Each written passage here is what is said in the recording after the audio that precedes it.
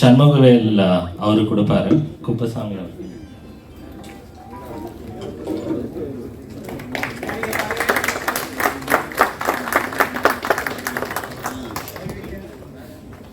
Zakir Hussein அவர்கள். Rajesh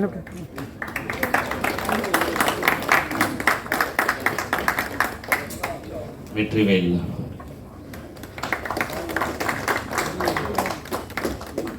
Mustafa. Camera பேக்லாம்.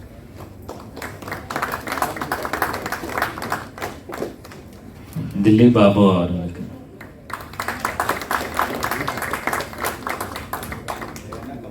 செல்வம் அவர்கள்.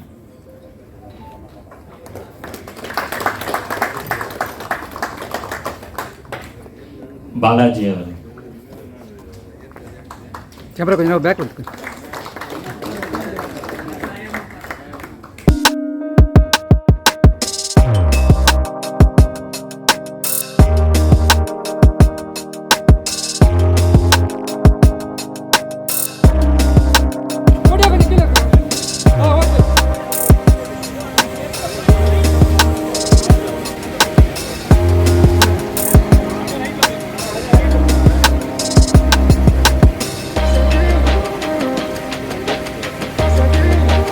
அனைவருக்கும் வணக்கம்.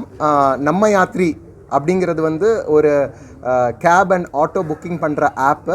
இன்றைக்கி வந்து ஒரு மிக சந்தோஷமான நாள். ஏன்னா எல்லா சங்கங்களில் இருந்து கேப் அண்ட் டாக்ஸி சங்கங்களில் இருந்து இதுக்கு ஆதரவு கொடுத்து இன்றைக்கி எல்லோரும் ஒன்று கூடியிருக்கோம். இது வந்து சென்னை மாநகரத்துக்கு ஒரு மிகப்பெரிய ஒரு இம்ப்ரூவ்மெண்ட்டை கொடுக்கும். ப்ளஸ் சென்னைக்கு அடுத்தபடியாக எல்லா நகரங்களுக்கும் எல்லா இடங்களுக்கும் தமிழ்நாட்டில் கொடுக்குறதா இருக்கும். இதனுடைய சிறப்பு என்னென்னா லைஃப் டைம் ஜீரோ கமிஷன். அதாவது வந்து கஸ்டமர் பே பண்ணுற என்டையர் அமௌண்ட் வந்து டிரைவர்ஸ்க்கு போய் சேரும். டைரக்ட் டு டிரைவர் மாடல்னு சொல்லுவோம். இது வந்து 100% ஓப்பன், அதாவது ஓஎன்டிசி ஓப்பன் நெட்வொர்க்கில் இருக்குது. எல்லா டேட்டாவும் ஓப்பனாக இருக்கும். ப்ரைஸ் எல்லாமே டிரான்ஸ்பேரண்ட்டாக இருக்கும். என்டையர் சாஃப்ட்வேரே ஓப்பன் சோர்ஸில் எழுதியிருக்கோம். ஸோ அதனால இது வந்து ரொம்ப சிறந்தது. இது வந்து நாங்கள் பார்ட்டிசிபேட்டிவ் டெவலப்மெண்ட்டுன்னு சொல்லுவோம். அது என்னென்னா டிரைவர்களோடையும் அந்த சங்கங்களோடையும் சேர்ந்து கலந்து ஆலோசித்து என்ன ப்ரைஸு என்ன ப்ராடக்ட் ஃபீச்சர்ஸ்ன்னு பண்ணோம். இது எதுக்கு இதெல்லாம் பண்ணுறோன்னா அல்டிமேட்லி வந்து கஸ்டமருக்கு ஒரு நல்ல சர்வீஸ் கொடுக்கணும். இப்போ வந்து என்ன ஆகுதுன்னா கமிஷனுங்கிற பேரில் வந்து ஓட்டுநர்களுடைய வாழ்வாதாரமும் அஃபெக்ட் ஆகுது. வெஹிக்கிளை நல்லா மெயின்டைன் பண்ண முடியல, காரை நல்லா மெயின்டைனும் பண்ண முடியலை. அதனால் வந்து சர்வீஸ் குவாலிட்டி கொஞ்சம் அஃபெக்ட் ஆகுது. அது எல்லாத்தையும் அந்த ப்ராப்ளம் எல்லாத்தையும் சால்வ் பண்ணுங்கிறதுக்காக நம்ம யாத்திரி ஃபஸ்ட்டு மற்ற சிட்டிகள்லேயும் லான்ச் பண்ணியிருக்கோம். இப்போ சென்னையில் பேராதரவோடு லான்ச் பண்ணியிருக்கோம். மக்கள்களுக்கும் ஓட்டுநர்களுக்கும் இதுக்கு நல்ல சப்போர்ட் கொடுப்பாங்க, வரவேற்பு கொடுப்பாங்க அப்படிங்கிறது எங்களுடைய நம்பிக்கை. அது மட்டும் இல்லாமல் ஓட்டுநர்களுக்கு வந்து இந்த பிளாட்ஃபார்ம் வந்து 100% ஃப்ரீயாக இருக்கும் அக்டோபர் வரைக்கும். அதுக்கப்புறம் ஒரு நாளைக்கு 45 ரூபா தான். எத்தனை ட்ரிப்பு வேணாலும் ஓட்டுநர்கள் எடுக்கலாம். அது போக அவங்க கஸ்டமர் பே பண்ணுற எல்லா அமௌண்ட்டும் வந்து டிரைவர்ஸ்க்கு போகும். இது வந்து ஃபஸ்ட்டு கமிட்மெண்ட். 1 இயருக்கு வந்து நாங்கள் ப்ரைஸை இன்க்ரீஸ் பண்ண மாட்டோம். அதுக்கப்புறம் வந்து வால்யூம் நிறைய இன்க்ரீஸ் ஆகுச்சுன்னா ப்ரைஸை திருப்பி அகைன் கலந்து ஆலோசித்து என்ன செய்யணுங்கிறது முடிவு பண்ணுவோம். அது மட்டும் இல்லாது காம்படிஷன் இருக்குங்கிறதுக்காக வந்து ப்ரைஸை வந்து அன்ரீசனபிளாக நாங்கள் குறைக்க மாட்டோம். மினிமம் சப்போர்ட் ப்ரைஸ், அதாவது வந்து ஓட்டுநர்களுடைய வாழ்வாதாரத்தை சப்போர்ட் பண்ணணுங்கிறதுக்காக வந்து ஒரு கேட்டகரிக்கு ஏற்ற மாதிரி வந்து சங்கங்களுடையும் சரி ஓட்டுநர்களுடையும் கலந்து ஆலோசித்து மினிமம் சப்போர்ட் ப்ரைஸ், குறைந்தபட்ச ஆதரவு விலை அப்படிங்கிற ஒரு கான்செப்டை கொண்டு வந்திருக்கோம். ஃபஸ்ட்டு டைம் இது கொண்டு வந்திருக்கோம். இன்னொரு ஆப் ரேட்டை குறைக்கிறாங்கங்கிறதுக்காக நாங்களும் வந்து சண்டை போட்டு ரேட்டை குறைக்க போகிறதில்ல. இது வந்து சஸ்டைனபிளாக இருக்கணும். அதாவது வந்து எல்லாருக்கும் வந்து ஹாப்பியாக இருக்கணும், டிரைவர்ஸும் ஹாப்பியாக இருக்கணும், கஸ்டமர்ஸும் ஹாப்பியாக இருக்கணும். இது கஸ்டமர்ஸ்க்கு என்ன பெனிஃபிட்னா அவங்களுடைய ஆப்புங்கிறனால ரொம்ப ஃபாஸ்ட்டாக பிக்கப் ஆகுது, கேன்சலேஷன் ரொம்ப கம்மியாக இருக்குது, ப்ரைஸஸ் அஃபோர்டபுளாக இருக்குது. ஸோ இதனால் டிரைவர்ஸ்க்கு மட்டும்தான் பெனிஃபிட்னு இல்லை, இது வந்து டிரைவர்களுக்கும் வாடிக்கையாளர்களுக்கும் 2 பேருக்கும் ஈக்குவலான பெனிஃபிட் இருக்குது. இது வந்து ஒரு மக்களுடைய இயக்கமாக இருக்கிறனால நம்மளால் வந்து இந்த குறைந்தபட்ச மாடலில் ஒர்க் பண்ண முடியுது. டிரைவர்கள் ஆன்போர்டு பண்ணுறது வந்து ஒரு ஸ்டாண்டர்ட் ப்ராசஸ் இருக்குது. அதில் வந்து அவங்களுடைய பேசிக் டாக்குமெண்ட்ஸ் எல்லாத்தையும் வெரிஃபை பண்ணோம். அது போக பேக்ரவுண்ட் வெரிஃபிகேஷன், போலீஸ் வெரிஃபிகேஷனும் இருக்குது. அதாவது எதுவும் கம்ப்ளைண்ட்ஸ் இருக்கா இல்லையான்னு. இது போக வந்து நம்ம வந்து ஒரு டிரான்ஸ்பேரண்ட் பிளாட்ஃபார்மாக இருக்கிறனால கஸ்டமர்ஸ் கம்ப்ளைண்ட்ஸ் எதுவும் கொடுத்தாங்கன்னா அதை வந்து உடனே டிரைவர்ஸை பிளாக் பண்ணாமல் தீர 2 சைடு விசாரிக்கிறோம். சில டைமில் வந்து எல்லா டைமுமே வந்து டிரைவர்கள்ட்ட தான் வந்து ப்ராப்ளம்னு சொல்ல முடியாது ஓட்டுநர்கள். சில டைமில் வந்து கஸ்டமர்ஸும் மிஸ்பிஹேவ் பண்ணுறாங்க. நமக்கு வந்து எப்பயுமே வந்து டிரைவர் மிஸ்பிஹேவ் பண்ணுறாங்கங்கிற மாதிரி தான் மெசேஜ் வருது. பட் ஆனால் சம்டைம்ஸ் 2 பேர் சைட்லேயே இருக்கும்.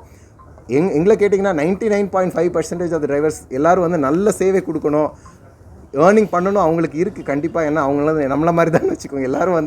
எல்லாருமே ஒரு மாதிரி தான். அவங்களுக்கு ஏர்னிங் பண்ணணும், அட் த சேம் டைம் வேலையை நல்லா பண்ணணும், நல்லா சேவை பண்ணணும் தான் அவங்களுடைய மனப்பான்மை இருக்குது. சில டைமில் வந்து சில மிஸ் அண்டர்ஸ்டாண்டிங் வர்றதுக்கு சான்சஸ் இருக்குது. அதுக்கு தான் நாங்கள் வந்து இந்த மாதிரி சேர்ந்து பேசுறதுல வந்து ஒரு கம்யூனிட்டியாக வந்து இவங்க வந்து அவங்களுடைய சங்கத்தில் இருக்கிறவங்ககிட்ட வந்து நல்ல சர்வீஸை பற்றி பேசலாம். நாங்கள் அது போக டிரைவரை வந்து எப்படி பெட்டரான டிரைவர் ஆக்குறது அப்படிங்கிறதுக்கே லாட் ஆஃப் கண்டென்ட் நாங்கள் க்ரியேட் பண்ணிகிட்ருக்கோம். ட்ரைனிங் கான்டென்ட்டு, டிரைவர்களுக்கு பிடித்த மாதிரியான கண்டென்ட். அதாவது வந்து சும்மா வந்து ஒரு எஜுகேஷன் கிளாஸ் ரூமில் வச்சு லெக்சர் கொடுக்குற மாதிரி இல்லாமல் அவங்களுக்கு ஏற்கனவே தெரியும் இன்ஃபேக்ட் எப்படி நல்லா சேவை செய்யணுங்கிறது வந்து டிரைவர்கள்ட்ட இருந்தால் நம்ம எல்லோரும் கற்றுக்கணும்னு வச்சுக்கோங்களேன். பட் இருந்தாலும் வந்து நல்ல டிரைவர்கள் வந்து மற்ற அவங்களுடைய நண்பர்களுக்கு வந்து சொல்கிற மாதிரி ட்ரைனிங் கொடுக்குறோம். கண்டிப்பாக வந்து ரேட்டிங் பார்த்தீங்கன்னா 4.8 4.9 ரேட்டிங் இருக்குது. பெங்களூரில் இருக்குது, மற்ற எல்லா ஊர்கள்லையும் இருக்குது, நல்ல ரேட்டிங் இருக்குது. சில பிரச்சனைகள் இருந்ததுன்னா அது எல்லோரும் நம்ம வந்து சேர்ந்து தான் வந்து அந்த பிரச்சனையை சொல்கிறோம். தமிழ்நாட்டை பொறுத்த வரைக்கும் பைக் டாக்ஸிக்கு இன்ன வரைக்கும் அனுமதி இல்லை. அகில இந்திய அளவில் அவங்க அனுமதி வாங்கியதாக சொல்லி ஓட்டி கொண்டு இருக்கிறார்கள். தமிழ்நாடு அரசு இன்னும் எந்த ஜீவோவும் போடலை அப்படின்றது தான். அதுக்கு மேலே நம்ம பேசுகிறதுல அதில் ஒன்றும் இல்லைன்னு நினைக்கிறேன். பைக் டாக்ஸியை பொறுத்த வரைக்கும் இன்னொரு தெளிவான விஷயம் சார். ஏற்கனவே சென்னை ஹைகோர்ட் வந்து பைக் டாக்ஸின்றதை பேன் பண்ணாங்க. அவங்க எப்படி ரிலீஸ் பண்ணாங்கன்னா, கோவா இது போன்ற வெகு சில மாநிலங்களில் மட்டுமே அந்த எல்லோ போர்டு பைக் டாக்ஸி அவங்க சர்வீஸ் பண்ணிகிட்டு இருக்காங்க. நீங்கள் புரிஞ்சுக்கணும், எப்படி வந்து கார் வந்து ஒயிட் போர்டு எல்லோ போர்டு இருக்கும், அந்த மாதிரி yellow board bike taxi service பண்ணிக்கிட்டு இருக்கோம் ப்ராப்பராக. அப்படின்றனால அந்த கூகுள் ப்ளே ஸ்டோர்லேருந்து ரிலீஸ் பண்ணும்போது ஒரு ஸ்டேட் அப்படின்லாம் ரிலீஸ் பண்ண முடியாத ஒரு ஆப்பை பேன் இண்டியா அப்படின்றது தான் அந்த கான்செப்ட். அப்படின்னும் போது அவங்க அதுக்காக ரிலீஸுக்கு தான் இங்கே வாங்கினாங்க. அதை இன்றைக்கி மிஸ்பிஹேவியர் பண்ணி தான் ஓட்டிகிட்டு இருக்காங்க. அதே போல் ஹைகோர்ட்டில் அவங்க வந்து நிறைய ஃபேக்கான விஷயங்கள்லாம் சொல்லியிருக்காங்க. அதுக்கான எவிடன்ஸ் வச்சுருக்கும்.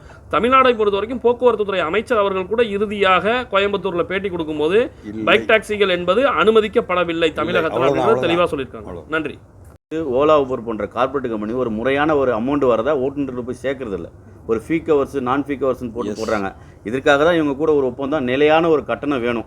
எம்எஸ்பி ஒரு வண்டி ஒரு எடுத்தோம்னா ஒரு இடத்துல ஒரு அண்ணா நகர்லேருந்து ஏர்போர்ட் போனால் ஒரு நிலையாக ஒரு 400 400 காமிக்கணும். கஸ்டமர் எப்போ வந்து கேட்டாலும் சரி, இங்கேருந்து இங்கே போனால் நமக்கு 400 கிடைக்கும் அப்படின்னு ஒரு நம்பிக்கையை உறுதி சொல்லியிருக்காங்க. அதனால தான் நாங்கள் வந்து அது அந்த மாதிரி மிஸ்பிக்க நடக்கக்கூடாதுன்றதுக்காக தான் இவங்க கூட இந்த அளவுக்கு நாங்கள் சங்கங்கள்லாம் ஓட்டுநர்லாம் ஒன்றிணைஞ்சு அவங்களுக்கு ஆதரவு தரோம்.